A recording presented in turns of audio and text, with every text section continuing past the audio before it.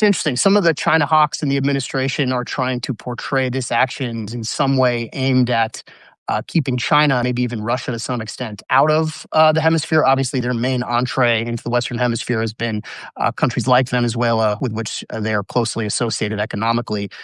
Primarily, I don't think this had anything to do with China in terms of the administration's motivation. There have been a couple of other interesting developments. In China itself, in their sort of social media chatter, there has been a lot of discussion about this operation in Venezuela. People saying things like they don't like it. It shows how aggressive the United States is in the world, but also potentially that it could be a model or at least a justification if China wants to throw its weight around, assert itself in the international arena in places like the South China Sea and maybe even Taiwan, which is obviously the biggest ticket, kind of highest stakes potential crisis on the international agenda.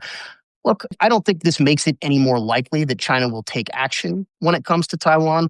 But what it does, which I think is damaging to the United States, is it makes it harder for America to portray other countries' aggressive actions.